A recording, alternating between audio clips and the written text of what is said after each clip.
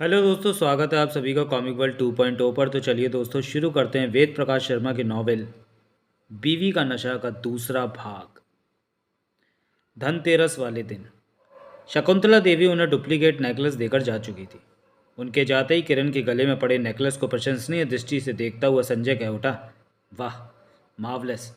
कारीगर ने कमाल कर दिया किरण। इतना एक्यूरेट नेकलेस बनाए कि अगर संध्या और भंवर खुद देखे तो धोखे में आ जाए।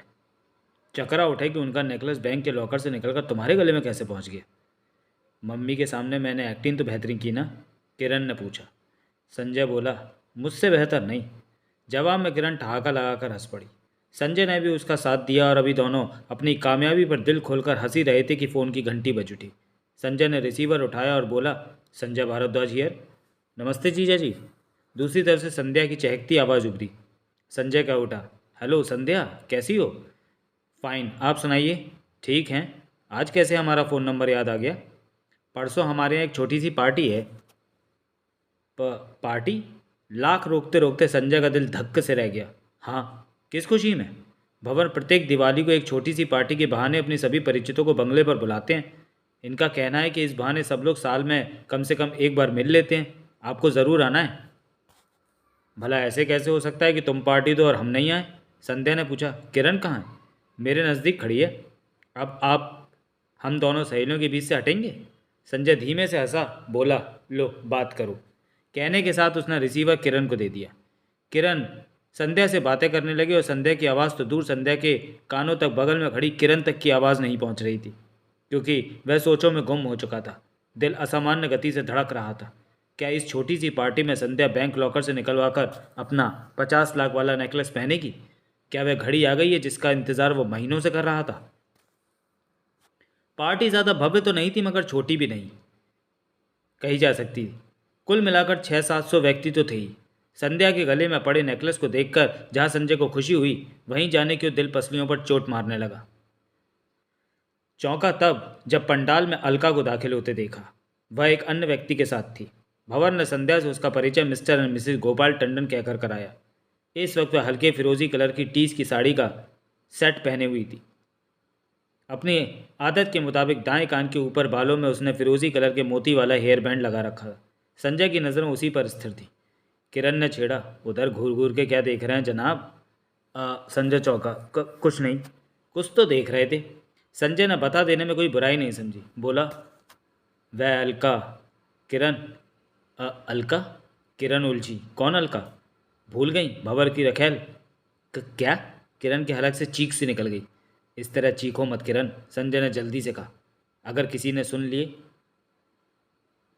लिया और बात संध्या के कानों तक पहुंच गई तो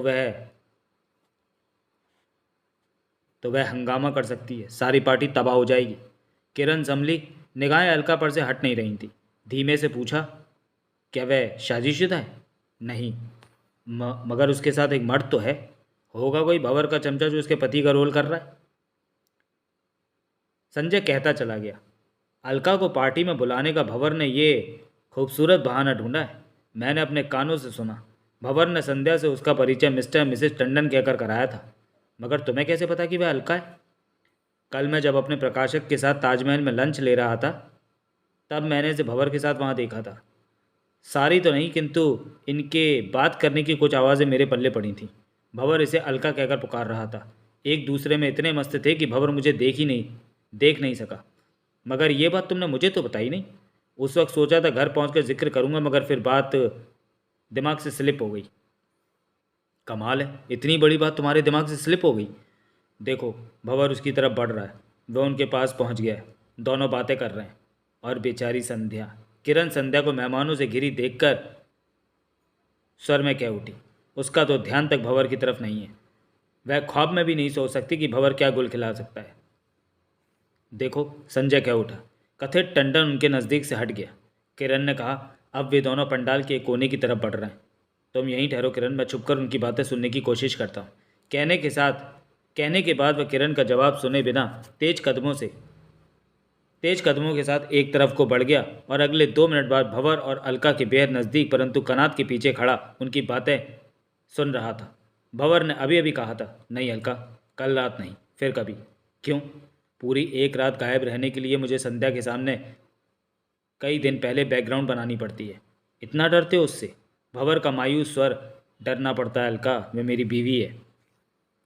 बीवी है तो क्या हुआ? एक दिन तुम्ही ने तो बताया था कि वह शक्ल में भले ही मुझे ना पहचानती हो, मगर जान चुकी है कि तुम अलका नाम की किसी लड़की को विकास विहार में रखे हुए हो। हाँ, ये सच है। जब इतनी बात खुल चुकी है तो डर किस बात का? समझने की कोशिश करो अलका। ये ठीक है कि वह तुम्हारे बारे में जानती है, और ये भी ठीक है कि जब वह तुम्हारे बारे में मुझसे बात करती है तो दांत टपट कर उसे चुप कर देता हूँ। मगर इसका ये मतलब नहीं कि मैं उससे झगड़ा मोल लूँ। कम से कम इस इशू पर तो मैं उससे झगड़ ही नहीं सकता। नौकर चाकर सुनेंगे तो क्या कहेंगे? कल जैसे ही मैं उससे रात भर गायब रहने की बात छेड़ूंगा, वह तुरंत समझ जाएगी कि ये रात मैं विकास विहार में गुजारना चाहती हूँ, और यह समझते ही वह झगड़ा शुरू कर देगी। और अगर कल की रात तुमने मेरे बिस्तर पर नहीं गुजारी तो मैं झगड़ पड़ूंगी। क्या मतलब? बात नहीं करूंगी तुमसे। अलका प्लीज़ समझने की कोशिश करो। तुम तो मुझे इस पार्टी में बुलाते हुए भी डर रहे थे। मैंने ही इस तरकीब से यहाँ आने का प्रोग्राम बनाया। अब बोलो, क्या संध्या को ज़रा भी शक हुआ? नहीं। इसी तरह मैं कल तुम्हें फ़ोन करूँगी। तुम अपनी बीवी के सामने फ़ोन पर ऐसी बातें करोगे जैसे सूचना मिल रही हो कि तुम्हारे दिल्ली वाले हॉल में आग लग गई है। रिसीवर रखने के बाद तुम यही बात संध्या को बताकर कहोगे कि तुम्हें फ़ौरन दिल्ली जाना पड़ेगा। काम बन जाएगा। अलका द्वारा कहे गए ये आखिरी शब्द थे जो धीमे होते होते संजय के कानों तक पहुँचे। वह ना सुन सका कि भंवर ने इन शब्दों का क्या जवाब दिया। वह समझ गया कि बात करते हुए वह वहाँ से हट गए हैं। संजय भी हटा, घूमकर पुनः पंडाल में पहुँचा।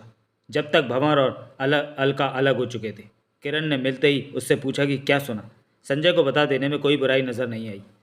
सुनने के बाद से घर पहुँचने और सोने तक किरण संध्या की किस्मती का रोना रोती रही।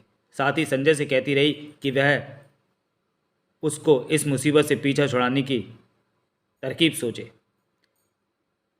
संजय ने यह कहकर पीछा छुड़ाया कि रात को कुछ सोचने का प्रयत्न करेगा। सुबह उठते ही किरण ने पूछा, कुछ सोचा? उस वक्त संजय ने यह कहकर बात टाल दी कि काफ़ी सोचा मगर कुछ सूझा नहीं। मगर दोपहर 1:45 वह स्वयं बोला, इसकी तो मात्र एक ही तरकीब दिमाग में आती है किरण। क्या? किरण उत्सुक हो उठी। जवाब में संजय ने जो तरकीब बताई वह किरण को बहुत ज़्यादा नहीं जची, परंतु ऐसी भी नहीं लगी जिसे पूरी तरह रिजेक्ट किया जा सके। आपसी बातचीत के बाद उन्होंने निश्चय किया कि 2:30 के आसपास संध्या के पास जाएंगे। बातों बातों में उसे तरकीब बताने का निश्चय हुआ। 2:45 वह बंगले पर पहुंचे। हमेशा की तरह संध्या ने गर्मजोशी के साथ उनका स्वागत किया। आप कमाल की चीज़ें लिखते हैं जीजा जी। आपके उपन्यास पढ़ते इन्हें भी लिखने का भूत सवार हो गया। किसे? भंवर को? संजय ने आश्चर्य से पूछा। हाँ, आजकल एक उपन्यास लिख रहे हैं, हजरत। संजय और किरण ठहाका लगाकर हंस पड़े। उस वक्त संध्या बेड की पुष्ट पर रखे कांच के एक जग से कांच के गिलास में पानी उड़ेल रही थी। जब हंसते हुए संजय ने कहा, इसका मतलब तो यह है कि भंवर से मिलना पड़ेगा, रिक्वेस्ट करनी पड़ेगी कि ये उपन्यास लिखने बंद करो। क्यों? पानी पीती हुई संध्या ने पूछा। अगर भंवर उपन्यास लिखने लगा तो मेरे उपन्यासों को कौन पूछेगा? इस बार किरण के साथ संध्या ने ठहाका लगाया। गिलास वापस बेड की पुष्ट पर रखती हुई बोली, जनाब पर इतना भूत सवार है कि एक दिन हाथ में चोट लगी हुई थी, बोले हाथ लिखने काबिल नहीं, जबकि दिमाग में उससे आगे का मैटर खलबली मचाए हुए। जितना लिख चुका हूँ, कहने लगे कि मैं बोल रहा हूँ तुम लिखो। संजय को लगा कि व्यर्थ की बातों में समय ज़ाया हो रहा है, अतः विषय चेंज करके मतलब की बात पर आता हुआ बोला, आपने एक दिन मुझसे रिवॉल्वर चलाना सीखने की इच्छा प्रकट की थी ना संध्या जी? हाँ, आज मैं उसी मूड से आया हूँ। ओह श्योर, मेरी खुशनसीबी है जीजा जी जो आपने याद रखा। कहने के साथ उसने दराज खोली, रिवॉल्वर बाहर निकाला और इससे ज़्यादा उसे कुछ भी करने का मौका दिए बगैर संजय ने रिवॉल्वर उसके हाथ से ले लिया। बोला, सबसे पहले इसे खाली कर लेते हैं। ठीक है। संजय ने सारी गोलियां निकालकर बेड पर डाली, साइलेंसर निकाला और उछालकर अध खुली दराज में डाल दिया। बेड पर बैठता हुआ बोला, उफ, कितनी गर्द है इस पर। दोनों में से कोई कुछ नहीं बोली। संजय ने जेब से रुमाल निकालकर उसे साफ करना शुरू किया। किरण और संध्या यही समझ रही थी कि वह धूल साफ कर रहा है, जबकि वास्तव में वह उस पर से अपनी उंगलियों के निशान मिटा रहा था।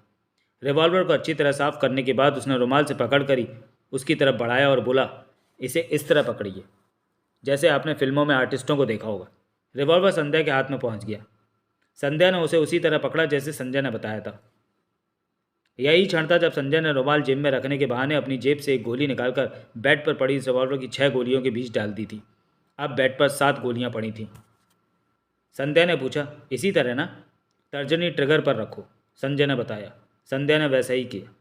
तुम्हें नाल के सिरे पर एक बहुत छोटी कील सी और चैम्बर के ठीक ऊपर एक खांचा नजर आ रहा है। हाँ। रिवॉल्वर को अपनी दाईं आंख के सामने लाओ, बाईं आंख बंद कर लो। संध्या ने हुक्म का पालन करने के बाद पूछा, अब? हाथ सीधा करो। संध्या ने हाथ सीधा कर लिया। सामने दीवार पर एक पेंटिंग टंगी है। पेंटिंग में कबूतर बना हुआ है। संजय ने कहा, अब दाईं आंख से तुम कबूतर के सिर, रिवॉल्वर की नार पर मौजूद कील और सांचे को देखो। रिवॉल्वर को ऐसी स्थिति में लाओ कि ये तीनों चीज़ें एक सीध में नजर आएं। संध्या प्रयास करने लगी। उसका संपूर्ण ध्यान उस वक्त तीनों चीज़ों की सेटिंग पर था और सोफे पर बैठी किरण बीच में संध्या के होने की वजह से संजय को नहीं देख सकती थी। अतः मौके का लाभ उठाकर संजय ने बेड से इस रिवॉल्वर की एक गोली उठाकर जेब में डाल ली। बोला, हाँ हाँ हाँ, हाथ कांपे नहीं, बिल्कुल स्थिर रहना चाहिए। अब उसके हाथ को स्थिर किया। देखता हूँ, कहकर संजय उसके पीछे पहुंचा और ऐसा दर्शाने का प्रयत्न करने लगा जैसे रिवॉल्वर की पोजीशन चेक कर रहा हो, जबकि वास्तव में वह संध्या के गले में पड़े नेकलेस में खोसा गया था। बोलो ना, मेरा हाथ दुखने लगा है। हाँ ठीक है, ट्रिगर दबा दो। क्लिक। संध्या ने ट्रिगर दबा दिया। हाँ हाँ, यही तो वह संवेदनशील पॉइंट है जिसमें जरा सी गड़बड़ होने पर गोली कहीं की कहीं जाती है, संजय ने कहा। ट्रिगर दबाते वक्त हाथ बहुत ज़्यादा हिल गया था, इतना ज़्यादा कि अगर इसमें गोली होती तो कबूतर की तो बात ही दूर, पेंटिंग को भी नहीं लगती। क्या मतलब? जिस वक्त ट्रिगर दबाया जाए उस वक्त हाथ बाल बराबर भी हिलना नहीं चाहिए। ऐसा कैसे हो सकता है? जब मैं ट्रिगर दबाने के लिए दबाव डालूंगी तो ऐसा भी हो जाएगा संध्या जी। ऐसा ना हो तो कभी किसी के रिवॉल्वर से निकली गोली सही निशाने पर ना लगे। दरअसल ये प्रैक्टिस से होता है। बाद में हाथ इतना सध जाता है कि ट्रिगर दबाते वक्त ज़रा भी नहीं कांपता। यहाँ ये, इस बार यहाँ से कबूतर, कील और खांचे को एक सीध में लेकर ट्रिगर दबाइए। खास ख्याल ये रखना है कि हाथ न कांपे। संध्या उस स्थान पर खड़ी होकर निशाना लगाने का प्रयत्न करने लगी जहाँ संजय ने कहा था, और संजय ने उसे किरण की आंखों और अधखुली दराज के बीच खड़ा किया था। अधखुली दराज से साइलेंसर ठीक उस वक्त संजय की जेब में पहुंच चुका था जब संध्या ने पूछा, ठीक है? हाँ, ट्रिगर दबाओ। संध्या ने खट्ट से ट्रिगर दबा दिया। संजय बोला, वेरी गुड। आपने खुद महसूस किया होगा कि इस बार हाथ कम कांपा था। हाँ, फिर कोशिश कीजिए। तभी किरण ने पूछा, जीजा जी तो ऑफिस में ही होंगे संध्या? नहीं, निशाना साधने का प्रयत्न करती संध्या ने बताया, दिल्ली गए हैं। क्यों? लंच से पहले फ़ोन आया था, वहाँ हमारे एक हॉल में आग लग गई है। ओह। किरण के मुंह से ऐसी आवाज़ निकली जैसे सुनकर अफसोस हुआ। नजरें संजय से मिली थी, जैसे कह रही हूँ कि वही हुआ जैसी उम्मीद थी। उन दोनों की भावनाओं से अनभिज्ञ संध्या तीनों चीज़ों को सीध में लेने का प्रयास कर रही थी। किरण ने पुनः पूछा, कब तक लौटेंगे? कल सुबह कहकर गए हैं।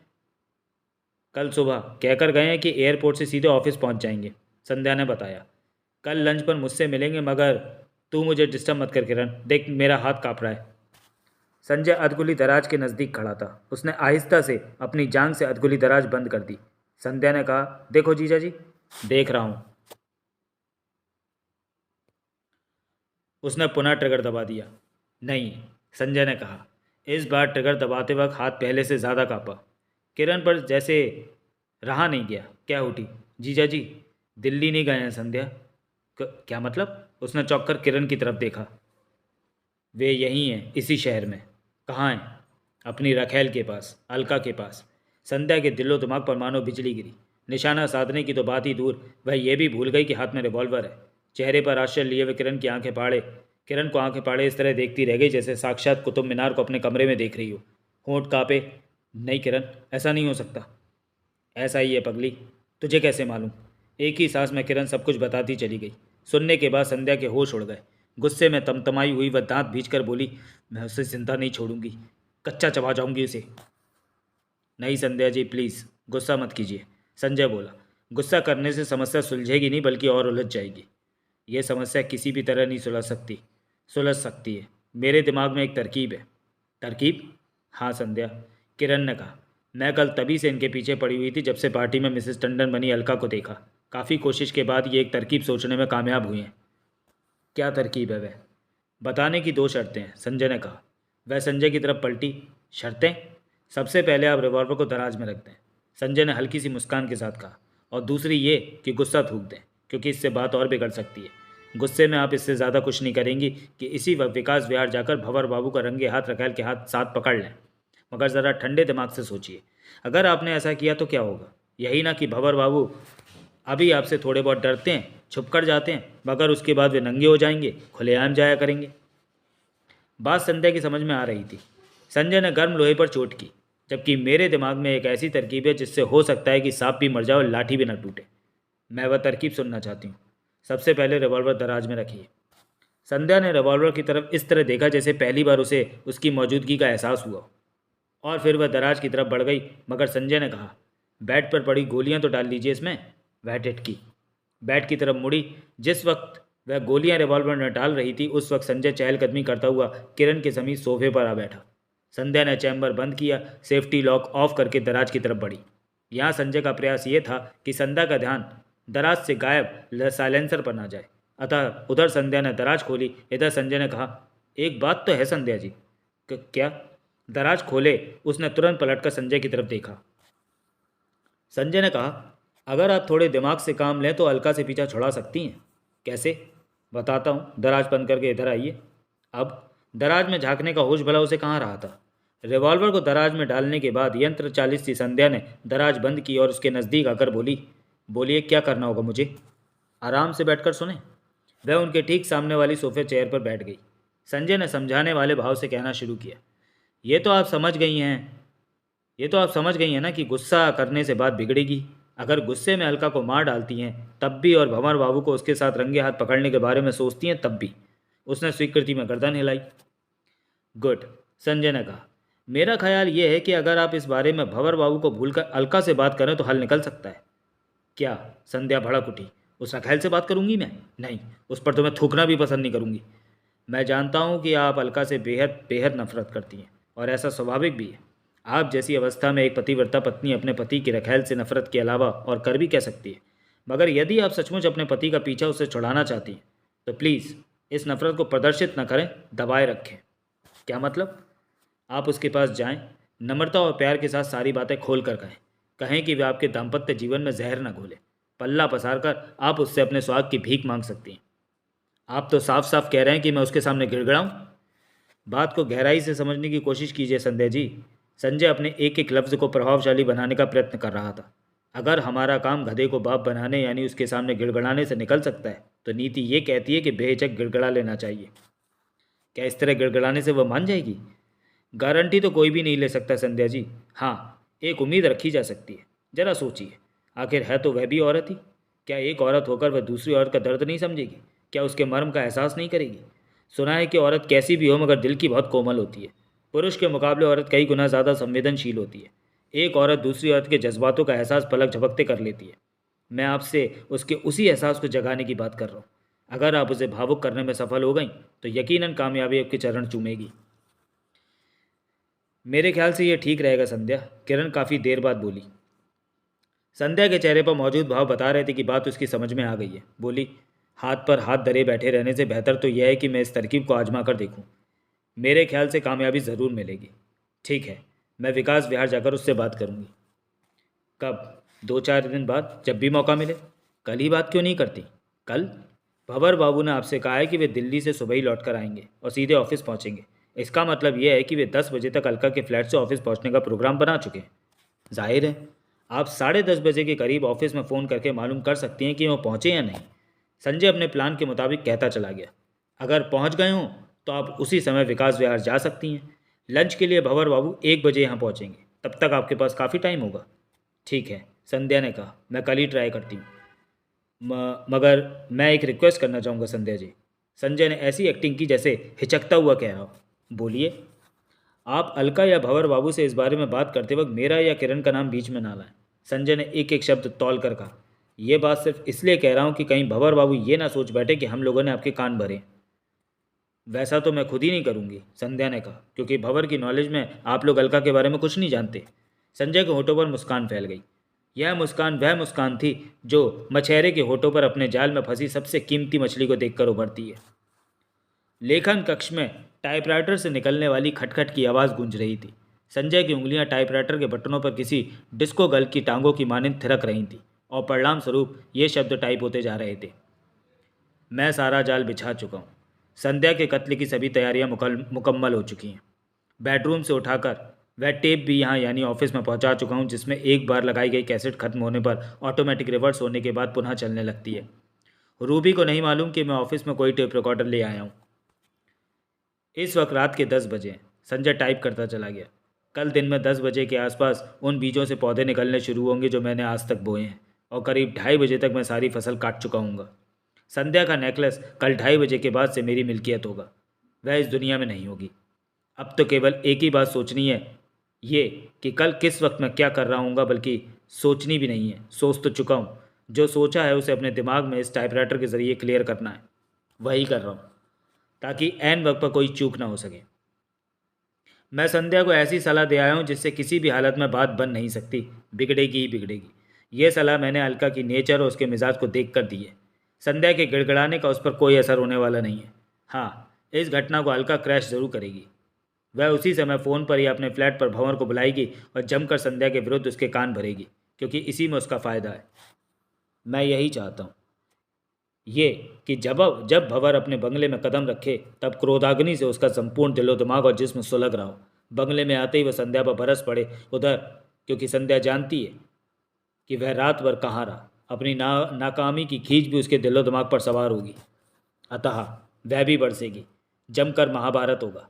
उस वक्त गुस्से में वे एक दूसरे को जो कह जाए कम होगा, और उन शब्दों को सुनेंगे बंगले के सारे नौकर। भंवर बकबका कर चला जाएगा, बचेगी रोती से सकती संध्या। तब मेरा एक्शन शुरू होगा। मैंने एक पूरी कैसेट में टाइपराइटर की खटखट भर ली है। आज शाम अपने नए उपन्यास के कुछ पेज यह कहकर रूबी को दे चुका हूँ कि मैंने अब तक ये लिखा है, और वह रात को पढ़कर सुबह मुझे अपनी रिपोर्ट दे। इतने पेज मैंने रोक लिए हैं जितने करीब 2 घंटे में टाइप करता हूँ। मैं उसके सामने लेखन कक्ष में कल दोपहर 1:15 के आसपास घुसूंगा। हालांकि वह जानती है कि जब मैं काम कर रहा हूँ तो चाहे जितनी ज़रूरी बात हो, ना वह खुद मुझे डिस्टर्ब कर सकती है, ना किसी अन्य को करने दे सकती है। फिर भी कल इस बारे में खास और सख्त हिदायत देकर यहाँ घुसूंगा। 1:30 बजे वह टेप ऑन हो जाएगा जिसमें टाइप की खटखट भरी है। रिसेप्शन में अपनी सीट पर बैठी रूबी ये समझती रहेगी कि मैं काम में मशगूल हूँ। इस ख्याल का तो बेचारी को सपन भी नहीं चमक सकता कि अंदर टेप बज रहा होगा। टेप की एक साइड पौन घंटे की है। जब वह खत्म हो जाएगा तो ऑटोमेटिक रिवर्स होकर पुनः प्ले होने लगेगा।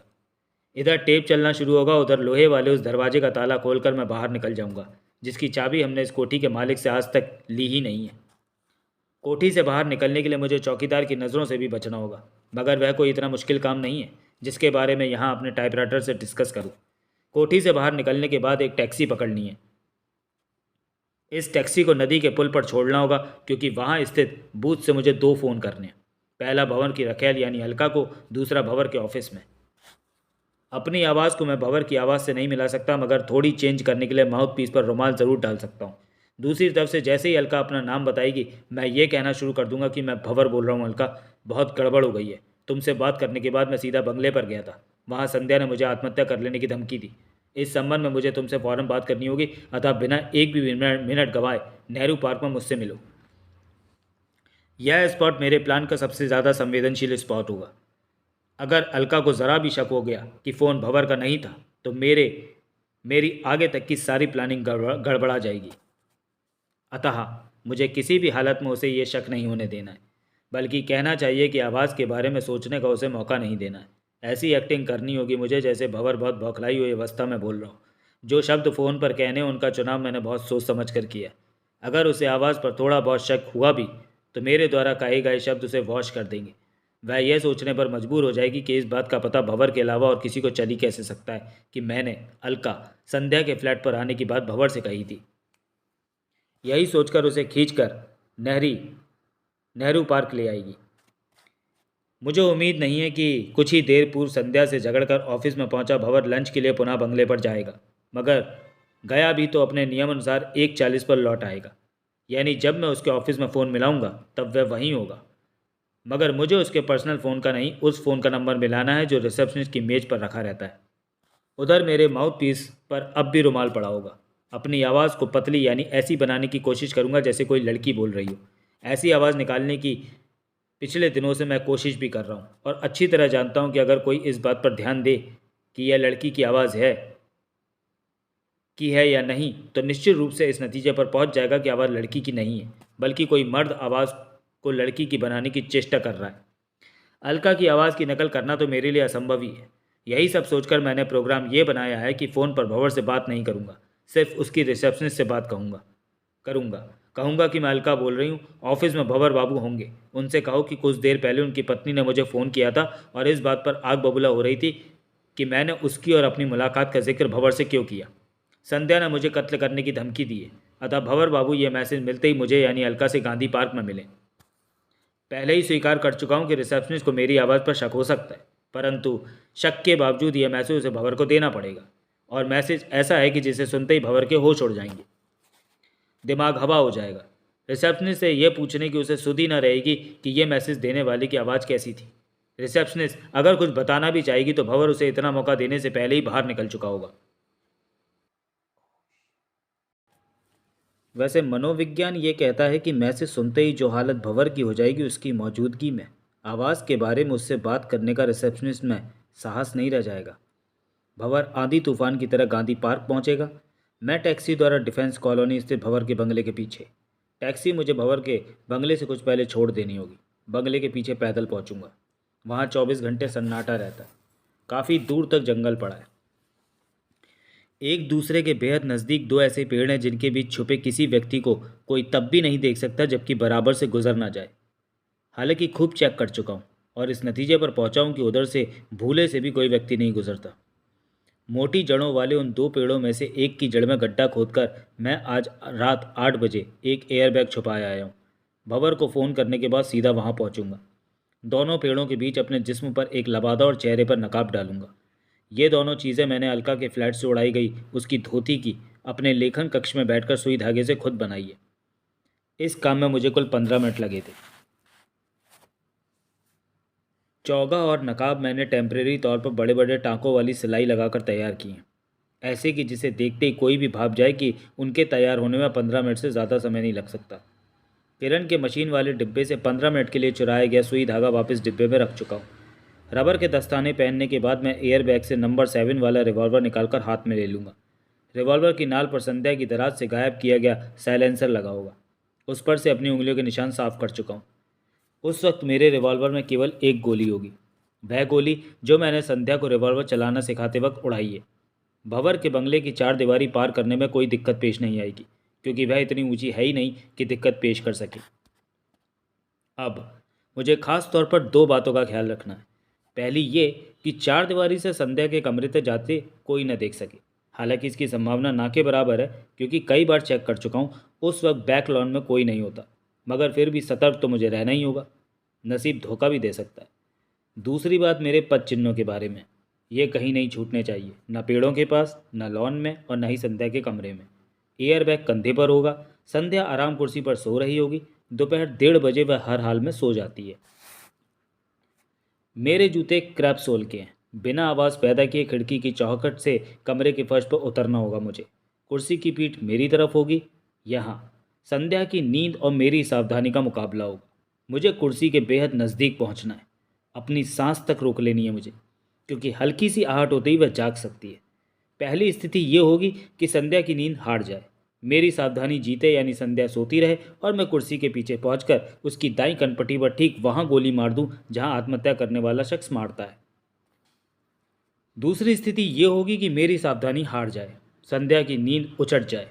उस अवस्था में मेरे पास इसके अलावा और कोई चारा नहीं रह जाएगा कि संध्या के जागते ही उसकी तरफ रिवॉल्वर तान दूं, धमकी दूं कि अगर उसने चीखने या जोर से बोलने की कोशिश की तो मैं गोली मार दूंगा।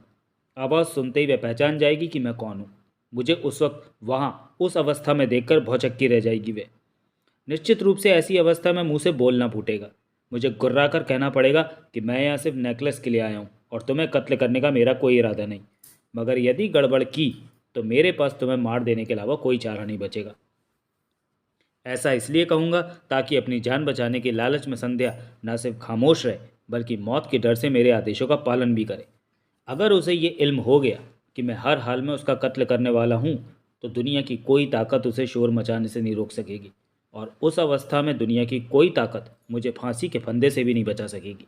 लिहाजा मुझे संध्या को यकीन दिलाना होगा कि अगर वह चुप रही, किसी किस्म की गड़बड़ नहीं की, तो मैं नेकलेस लेकर उसे जीवित छोड़कर चला जाने वाला हूँ।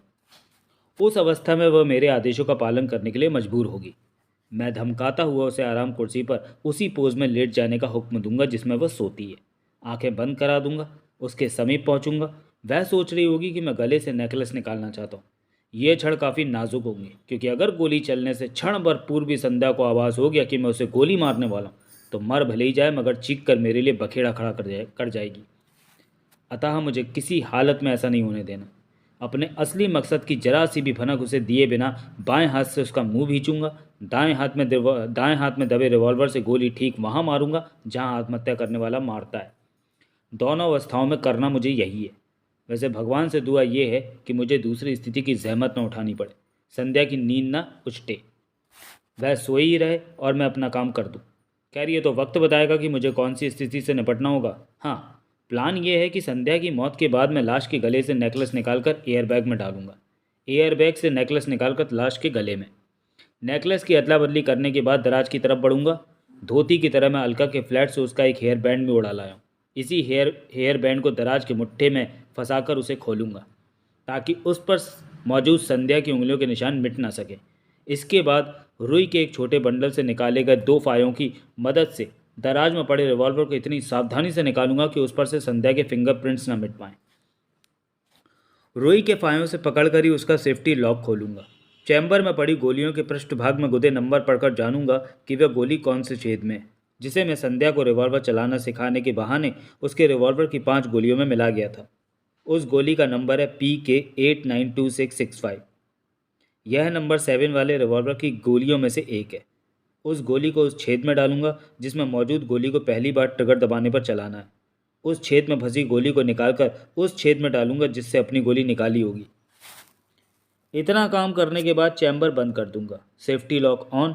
साइलेंसर अपने रिवॉल्वर की नाल से हटाकर इस रिवॉल्वर की नाल पर। एयरबैग से रुई का एक बड़ा बंडल निकालकर फर्श पर खड़ा कर दूंगा। अपने दोनों जूतों से मुझे बंडल के निचले सिरों को कस लेना होगा। मेरे दस्ताने युक्त दोनों हाथों में रिवॉल्वर की मूठ होगी, मगर संध्या की उंगलियों के निशान मूठ पर से तब भी नहीं मिटेंगे, क्योंकि मूठ और मेरे हाथों के बीच फाय होंगे। दस्ताने से ढकी तर्जनी ट्रिगर पर मैं झुकूंगा। रिवॉल्वर का रुख बंडल के व्यास की तरफ करके गोली चला दूंगा। रुई के जाले इतने बारीक, घने और उलझे हुए होते हैं कि 0.5 कैलिबर से निकली गोली बड़े बंडल के पार नहीं निकल सकेगी, बल्कि अपनी क्षमता अनुसार रुई के कुछ हिस्से को जलाने के बाद उसी में फंसी रह जाएगी। अब मैं चेक करूंगा कि रिवॉल्वर पर कहीं कोई रुई का रेशा तो नहीं लगा है। अगर लगा होगा तो साफ कर दूंगा। यह रिवॉल्वर इसी अवस्था में मुझे संध्या के दाएं हाथ में फंसा देनी होगी, ठीक यूं जैसे आत्महत्या करने वाले के हाथ में फंसी मिलती है। पूरी तरह संतुष्ट होने के बाद अपना रिवॉल्वर, दोनों फाय और रुई का बड़ा बंडल एयरबैग के हवाले करूंगा। मेज की दराज को खुली छोड़ दूंगा। हाँ, उसके मुट्ठे में फंसे हेयर बैंड को वहाँ से निकालकर बेड पर डालना नहीं भूलूंगा। टाइम काफ़ी होगा, अतः किसी किस्म की जल्दबाजी नहीं मचाऊंगा। मैं अच्छी तरह चेक करूंगा कि मेरे वहाँ आगमन का कोई चिन्ह तो बाकी नहीं रह गया। अगर रहा होगा तो मिटाना होगा, और सारे निशानों को मिटाता हुआ वापस पेड़ों की जड़ में पहुंचूंगा, जिसमें से चोगा और चेहरे से नकाब उतारकर एयरबैग में। एयरबैग सहित अब मुझे सड़क पर पहुंचना होगा। टैक्सी द्वारा विकास विहार सौरभ नामक बिल्डिंग तक, सीढ़ियों द्वारा 4th फ्लोर पर। अलका इस वक्त नेहरू पार्क में होगी और 64 नंबर यानी उसके फ्लैट की चाबी हमेशा की तरह गैलरी में बिछे कारपेट के नीचे। 3 कमरों के इस फ्लैट के बेडरूम में गोदरेज की अलमारी रखी है। चोगा, नकाब और दस्ताने मुझे इस अलमारी के नीचे इतने गहरे तक ठूस देने होंगे कि सामान्य अवस्था में अलका की नज़र में ना आए। फिर बाथरूम में पहुंचूंगा। एयरबैग से पॉलीथीन की वह थैली निकालूंगा जिसमें पहले ही अपनी गाड़ी से निकालकर करीब 1 लीटर पेट्रोल भर चुका हूँ। नेकलेस, नंबर 7 वाला रिवॉल्वर और शेष बची इसकी 5 गोलियां निकालकर जेब में डालूंगा। इसके बाद रुई के बड़े बंडल से चली हुई गोली का खोल निकालकर जेब के हवाले करूंगा। अब सबसे पहले मुझे संपूर्ण रुई को जलाकर राख करना है। इसके बाद एयरबैग पर पेट्रोल छिड़क कर पॉलीथीन की थैली सहित उसमें आग लगा दूंगा। ये काम मुझे बैग, रुई और पॉलीथीन की थैली को लैट्रिन सीट में डालकर करना है, ताकि सब चीज़ों की राख को आसानी से फ्लश में बहा सकूँ। लैट्रिन सीट अथवा बाथरूम में मुझे कहीं भी ऐसा कोई चिन्ह नहीं छोड़ना है जिसके बाद में पुलिस ये जान सके कि वहाँ कुछ जलाया गया, भले ही उसके लिए चाहे मुझे 1000 बार सर्फ से लैट्रिन सीट को साफ़ करना पड़े। वहाँ पेट्रोल की गंध तक नहीं छोड़नी है मुझे। पूरी तरह संतुष्ट होने के बाद अपने वहाँ जाने के बारीक से बारीक चिन्ह को मिटाता हुआ फ्लैट से बाहर निकलूंगा। चाबी को रुमाल से साफ करके कारपेट के नीचे रखूंगा और टैक्सी द्वारा सीधा कोठी के नज़दीक तक। एक बार फिर मुझे चौकीदार और रिसेप्शन पर बैठी रूबी की नज़रों को धोखा देकर गैलरी वाले दरवाजे से लेखन कक्ष में पहुंचना होगा। टेप ऑफ करूंगा, कैसेट निकालकर जेब में। टेप रिकॉर्डर को गैलरी में रखने के बाद अंदर की तरफ से खड़ा होकर बाहर ताला लगाकर चाबी जेब में रखूंगा।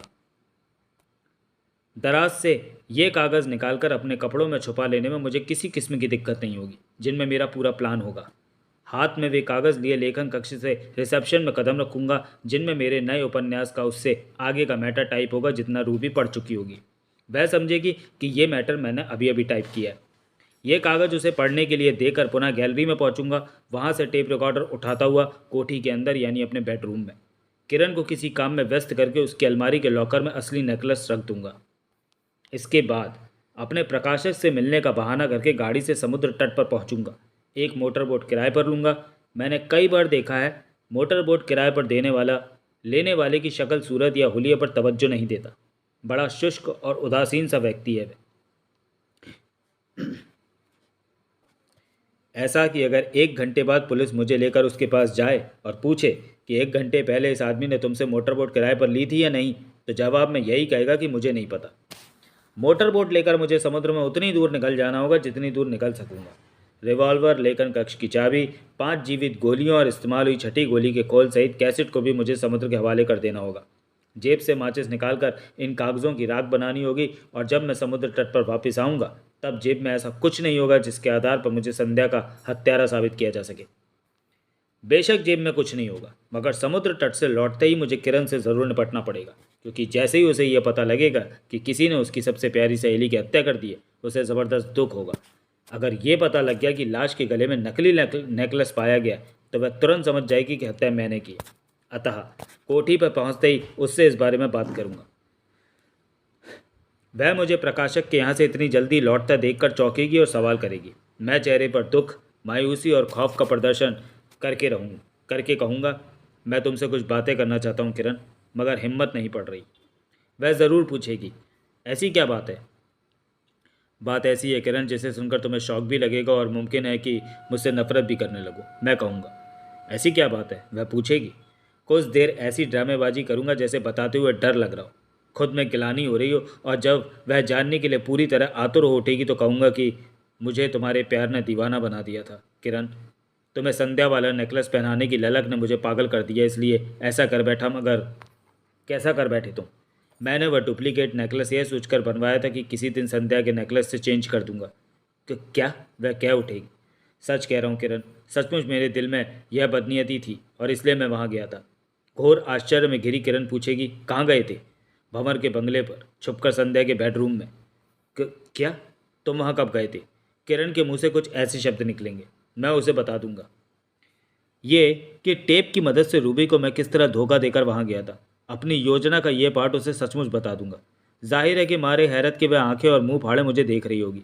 उसी वक्त अपनी बात पूरी करने के साथ मैं अंत में कहूँगा, मगर मैं सच कह रहा हूँ किरण, मेरा यकीन मानना। तुम्हारी कसम खाकर कहता हूँ कि वहाँ केवल ये सोचकर गया था कि सोती हुई संध्या के गले से असली नेकलेस निकालकर नकली नेकलेस डाल दूंगा, और यही मैंने किया भी है। तुम्हारी कसम, मैंने संध्या को नहीं मारा, वह तो मेरे वहाँ पहुँचने से पहले ही मरी पड़ी थी। मेरे मुंह से यह सुनते ही उसके हलक से चीख निकल पड़ेगी। मैं उसे जैसे तैसे संभालूंगा, बार बार कसम खाकर यकीन दिलाऊंगा कि जाने किस जालिम ने उसकी हत्या कर दी है। जब मैं वहाँ पहुँचा तो वह कुर्सी पर मरी पड़ी थी। मैंने उसे नहीं मारा, मैं तो सिर्फ उसकी लाश के गले से असली नेकलेस निकाल कर उसमें नकली नेकलेस डालने का गुनहगार हूँ। हालांकि वह काम बेहद टिपिकल होगा, मगर मैं जानता हूँ कि किरण को संभाल लूँगा। उसे पक्के तौर पर यकीन दिला दूंगा कि मैंने सिर्फ नेकलेस चेंज किया, संध्या की हत्या नहीं की। ये सब इसी स्पॉट पर किरण को सच सच बता देना मेरी मजबूरी होगी, क्योंकि अंततः नेकलेस पहनना तो उसे ही है। मुझे ये बात उसके दिमाग में ठूस ठूस कर भरनी होगी कि अगर हमने किसी से ये जिक्र किया कि संध्या की लाश के गले में नकली नेकलेस है, असली हमारे पास है, तो मैं संध्या की हत्या के जुर्म में पकड़ा जाकर फांसी तक पहुंच जाऊंगा। मैं अच्छी तरह जानता हूं कि किरण तो क्या, दुनिया के हर सुहागन उस अवस्था में एक और केवल एक ही कदम उठाएगी, वह कदम जो उसके सुहाग को फांसी के फंदे तक पहुंचने से रोके। एक तरफ 50 लाख का नेकलेस है, पति की जान है, दूसरी तरफ नेकलेस भी जा रहा है, पति की जान भी। इन दो अवस्थाओं में से एक पत्नी हर हालत में पहली अवस्था को चुनेगी, और राज हमेशा राज ही रहेगा। भगवान से यही दुआ है कि मेरा संपूर्ण प्लान सफल रहे, ऐसी कोई अप्रत्याशित दुर्घटना ना हो जिसकी मैं कल्पना नहीं कर सका। मुझे यहीं उन हालात पर भी गौर कर लेना चाहिए जो इन्वेस्टिगेशन के दरमियान पेश आएंगे, ताकि अगर प्लान में कोई गड़बड़ हो तो उसी वक्त नोटिस में आ जाए और उसे मैं दूर कर लूँ। अपने ही दिमाग में घुमड़ रहे विचारों से बहस सी करता संजय टाइप करता चला गया। अपने बेडरूम में संध्या नहीं बल्कि उसकी लाश है। यह भेद 2:30 के बाद किसी वक्त खुलेगा। भेद खुलते ही हड़कंप मच जाएगा। पुलिस को सूचना दी जाएगी। जिस इलाके में भंवर का बंगला है उसके थाने का इंचार्ज त्रिवेंद्रम है, इंस्पेक्टर त्रिवेंद्रम। लाश उसे आराम कुर्सी पर अधलेटी अवस्था पर पड़ी मिलेगी। हाथ में रिवॉल्वर फंसा होगा। गोली वहाँ लगी हुई होगी जहाँ आत्महत्या करने वाला शख्स मारता है। परंतु मैंने अखबारों में पढ़ा है कि त्रिवेंद्रम तीक्ष्ण दृष्टि, पैने दिमाग और बाल की खाल निकालने वाला खुर्राट पुलिसिया है, और खुर्राट पुलिसिया घटनास्थल पर पहुंचते ही उस दृश्य के विपरीत सोचना शुरू कर देते हैं जो उन्हें सबसे पहले नजर आता है। यानी त्रिवेंद्रम सोचेगा कि एक नज़र में देखने पर जो मामला आत्महत्या का सा नजर आ रहा है कहीं हत्या का मामला तो नहीं है। बैक लॉन में खुली खिड़की, केवल दुका हुआ दरवाज़ा ऐसे सिंबल्स हैं जो तुरंत उसके विचार को पुष्ट करेंगे। लिहाजा वह बारीकी से कमरे की जांच करेगा। मुझे पूरा विश्वास है कि बेड पर पड़ा हेयर बैंड उसकी नज़रों से बच नहीं सकेगा। त्रिवेंद्रम नौकरों के बयान लेगा। ऐसा हो नहीं सकता कि वह नौकरों के बयान से ये ना जान ले कि 12 बजे के आसपास किसी अलका को लेकर भंवर और संध्या के बीच जबरदस्त महाभारत हुआ था। तब त्रिवेंद्रम खुद भंवर के ऑफिस में फ़ोन करेगा। पता लगेगा कि या तो वह नहीं है या वह कुछ देर पहले पहुंचा। गर्ज ये है कि त्रिवेंद्रम को यह पता लगाने में किसी किस्म की दिक्कत नहीं होगी कि भंवर ऑफिस से किस वक्त तक गायब रहा। वह नौकरों से हेयर बैंड के बारे में पूछेगा। पता लगेगा कि हेयर बैंड संध्या का नहीं है। यही क्षण होगा जब त्रिवेंद्रम पक्के तौर पर इस नतीजे पर पहुंच जाएगा कि संध्या ने आत्महत्या नहीं की बल्कि उसकी हत्या की गई है। संदेह के दायरे में होगा भंवर। भंवर जैसे ही बंगले पर पहुंचेगा त्रिवेंद्रम उससे पूछेगा कि क्या 12 बजे के आसपास किसी अलका को लेकर अपनी पत्नी से आपका झगड़ा हुआ था? आप फला टाइम से फला टाइम तक कहाँ थे? अलका कौन है? क्या बेड से बरामद हेयर बैंड अलका का है? इन सब सवालों के जवाब भंवर को सच सच देने होंगे। अगर झूठ बोलेगा तो और बुरी तरह फंसेगा, क्योंकि त्रिवेंद्रम के सामने कोई भी झूठ चलने वाला नहीं है। भंवर के बयान के बाद त्रिवेंद्रम अपने दिमाग में घुमड़ रहे सवालों का जवाब पाने के लिए अलका से मिलने की इच्छा व्यक्त करेगा। भंवर के पास त्रिवेंद्रम को अलका के फ्लैट पर ले जाने के अलावा कोई चारा नहीं होगा। इतनी देर तक इंतजार करने के बाद अलका नेहरू पार्क से लौट चुकी होगी। वह त्रिवेंद्रम के सवालों से घबरा जाएगी। हेयर बैंड के बारे में ज़्यादा से ज़्यादा ये कह सकती है कि ये हेयर बैंड काफ़ी दिन से गुम था। इस बात पर त्रिवेंद्रम द्वारा यकीन कर लेने का सवाल ही नहीं उठता। यही बात और अन्य सबूत मिलने की संभावना त्रिवेंद्रम को फ्लैट की तलाशी लेने के लिए प्रेरित करेंगे। तलाशी में मिलेंगे दस्ताने, नकाब और चौगा अलका की धोती के। इन सब की बरामदगी के बाद भंवर को गिरफ्तारी से दुनिया की कोई ताकत नहीं बचा सकती। हालांकि भंवर और अलका ये कह रहे होंगे कि इन सब चीज़ों से उनका कोई वास्ता नहीं है। ये चीज़ें किसी अन्य ने अलमारी के नीचे प्लांट की हैं। इस संदर्भ में वे त्रिवेंद्रम को यह भी बताएंगे कि फ्लैट की चाबी गैलरी में बिछे कारपेट के नीचे रहती थी, अतः कोई भी उन चीज़ों को वहाँ आसानी से प्लांट कर सकता है। त्रिवेंद्रम पूछेगा कि चाबी कारपेट के नीचे रहती थी, ये बात तुम दोनों के अलावा कौन जानता था? जवाब में वे किसी का भी नाम नहीं ले सकेंगे और मेरा नाम लेने का तो सवाल ही नहीं उठता। वे प्लांट वाली बात कहेंगे जरूर और त्रिवेंद्रम सुनेगा भी, मगर विश्वास नहीं करेगा, क्योंकि ना तो विश्वास करने की कोई वजह खुद उसके पास होगी, ना ही भंवर या अलका दे पाएंगे। हाँ, जब अलका ये कहेगी कि वह भंवर का फ़ोन आने पर नेहरू पार्क गई थी तो भंवर जरूर उछल पड़ेगा। कहेगा कि उसने कोई फ़ोन नहीं किया। अलका ये बताएगी कि फ़ोन पर उससे क्या कहा गया था। उसे सुनते ही त्रिवेंद्रम इस नतीजे पर पहुंचेगा कि फ़ोन उसी ने किया था और अब मुकर रहा है, अन्यथा किसी अन्य को क्या मालूम कि उसके संध्या और अलका के बीच किस किस्म की खिचड़ी पक रही है। जाहिर है कि भंवर उस वक्त साफ साफ कह रहा होगा कि हत्या किसी अन्य ने की है और उसे फ्रेम करने की कोशिश की गई है। तर्क के तौर पर यह भी कहेगा कि उसे अलका को नेहरू पार्क भेजे जाने से सारा मामला स्पष्ट है, परंतु ये सब कुछ वह सिर्फ कह रहा होगा, साबित नहीं कर पाएगा। और पुलिस के सामने सिर्फ कहने भर से कुछ नहीं होता, वह भी उस आदमी के कहने भर से जिसकी तरफ से बरामद होने वाले सारे सबूत और हालात चीख चीख कर इशारा कर रहे हों। उस वक्त त्रिवेंद्रम के दिमाग में बड़े स्पष्ट अंदाज में ये कहानी बन चुकी होगी कि संध्या के अलका से मिलने और फिर इसी इशू पर संध्या से हुए झगड़े की वजह से भंवर इतना उत्तेजित हो उठा कि उसने संध्या को कत्ल करने का इरादा कर लिया। कत्ल इस तरीके से करना चाहता था कि संध्या द्वारा की गई आत्महत्या नजर आए। पुलिस इस नतीजे पर पहुंचे कि संध्या ने अपने पति के एक अन्य औरत से संबंध होने और उसी इशू पर हुए झगड़े से दुखी होकर आत्महत्या कर ली। वह जानता था कि 1:30 बजे संध्या हर हाल में सो जाती है, अतः 1:30 बजे के आसपास वह एक्शन में आया। सबसे पहले उसने अपने ऑफिस में रखे पर्सनल फ़ोन द्वारा अलका को नेहरू पार्क भेजा। ऐसा इसलिए किया क्योंकि नकाब और चोगे की ज़रूरत थी। ये दोनों चीज़ें जितनी जल्दी और आसानी से वह अलका के फ्लैट से हासिल कर सकता था, उतनी आसानी से अन्य कहीं से नहीं।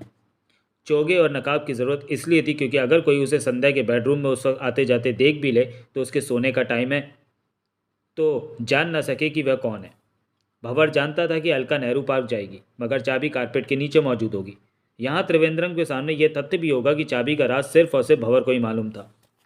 हत्यारा सबसे पहले ये सोचता है कि हत्या के बाद जब पुलिस सभी लोगों से ये पूछताछ कर रही होगी कि वारदात के वक्त आप कहाँ थे, तो वह क्या जवाब देगा। यही जवाब गढ़ने की कोशिश भंवर ने भी की है। त्रिवेंद्रम इस नतीजे पर पहुंचेगा कि शहादत गढ़ने के लिए उसने खुद अपने ऑफिस से अलका के नाम से अपनी रिसेप्शनिस्ट को फ़ोन किया, और जब वह मैसेज लेकर उसके सामने पहुंची तो उसे यह बताने का अवसर दिए बिना चला गया कि रिसेप्शनिस्ट की आवाज़ मर्दानी होने का शक था। ऑफिस से वह गांधी पार्क नहीं बल्कि सीधा अलका के फ्लैट पर पहुंचा। आनन फानन में एक धोती से चोगे और नकाब तैयार की। नकाब और चोगे को देखकर त्रिवेंद्रम इस नतीजे पर पहुंच ही चुका होगा कि उन्हें तैयार करने में 15 मिनट से ज़्यादा नहीं लग सकता। अतः स्पष्ट है कि उन्हें तैयार करके गाड़ी द्वारा अपने बंगले की तरफ बढ़ा। दस्ताने उसने ऑफिस से विकास विहार के या विकास विहार से अपने बंगले के रास्ते में पड़ने वाले किसी दुकान से खरीदे। बैक लॉन द्वारा संध्या के कमरे में पहुंचा। वह सो रही थी। भंवर जानता था कि भरा हुआ साइलेंसर युक्त रिवॉल्वर दराज में रखा रहता है। वह यह भी जानता था कि रिवॉल्वर दराज के मुट्ठे पर संध्या की उंगलियों के निशान होंगे, क्योंकि पिछली रात वह बंगले में था ही नहीं। इसी जानकारी ने तो उसे हत्या को आत्महत्या दर्शाने के लिए प्रेरित किया था। त्रिवेंद्रम समझ जाएगा कि संध्या की नींद नहीं उछटी। भंवर दबे पांव दराज के नज़दीक पहुंचा। अलका के कमरे से लाए हेयर बैंड को मुट्ठे में फंसाकर दराज खोली। रिवॉल्वर भी इस ढंग से निकाला होगा कि ऊपर से संध्या की उंगलियों के निशान न मिट पाए, और सोती संध्या को गोली मारकर रिवॉल्वर उसके हाथ में फंसा दी। वापस लौटा, परंतु वही हुआ जैसा अक्सर होता है। सर्वमान्य सिद्धांत है कि मुजरिम घटनास्थल पर कोई ना कोई सबूत जरूर छोड़ जाता है।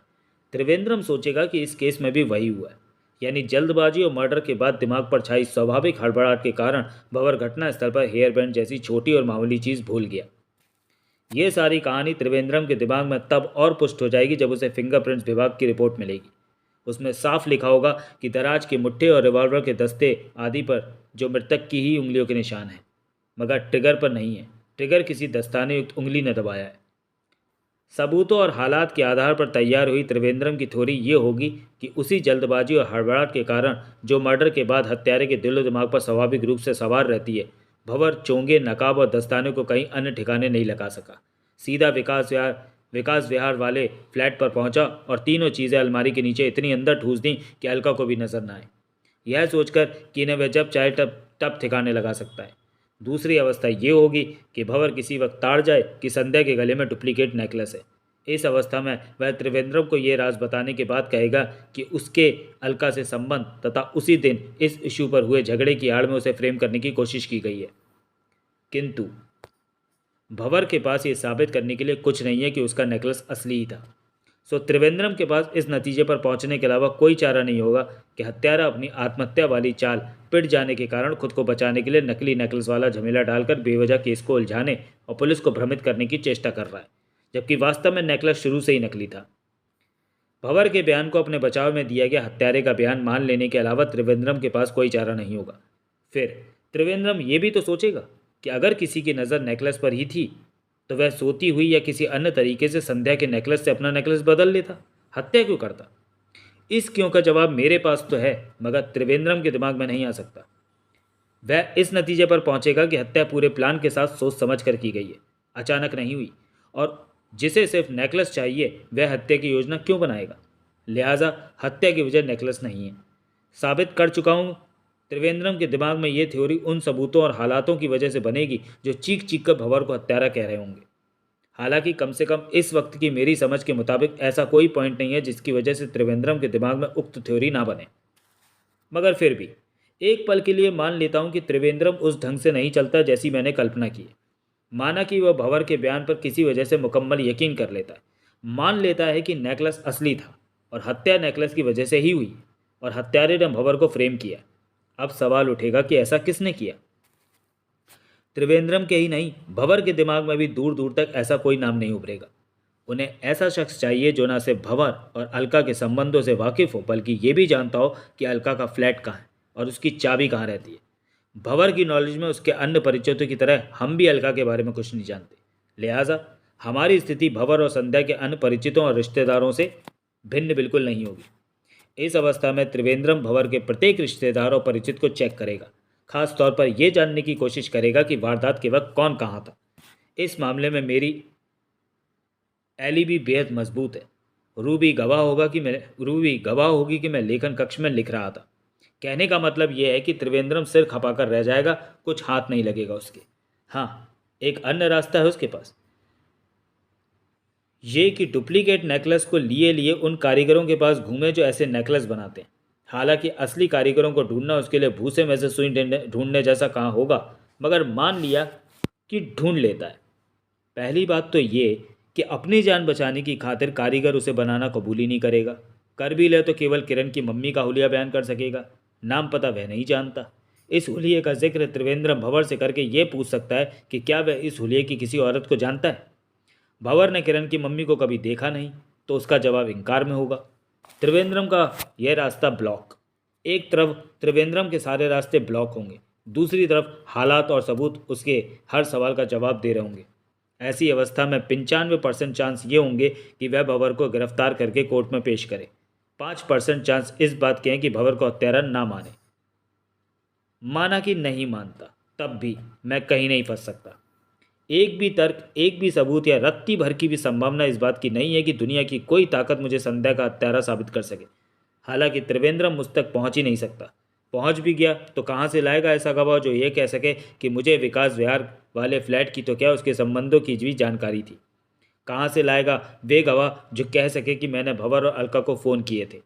कैसे पता लगाएगा कि दरअसल कत्ल उस रिवॉल्वर से हुआ ही नहीं जो उसे घटनास्थल से बरामद हुआ। जिस रिवॉल्वर से वास्तव में कत्ल हुआ है उसे त्रिवेंद्रम तो क्या, अगर मैं खुद भी चाहूँ तो बरामद नहीं कर सकता। उसकी गोलियां, कैसेट, लेखन कक्ष की चाबी आदि सब कुछ समुद्र के गर्भ में गर्त हो चुका होगा। कैसे साबित करेगा कि संध्या की हत्या मैंने की है। मेरे खिलाफ कोई पॉइंट, कोई सबूत, कोई शहादत, कोई तर्क या कोई लिंक नहीं है। एक त्रिवेंद्रम की तो बात ही दूर, अगर 1000 त्रिवेंद्रम मिल जाएं तब भी वे दीवारों से टकरा टकरा कर मर जाएंगे, मगर मुझ तक नहीं पहुंच सकते। मैं अभेद किले में बैठा हूँ, ऐसे अभेद किले में जिस तक किसी की पहुंच नहीं हो सकती।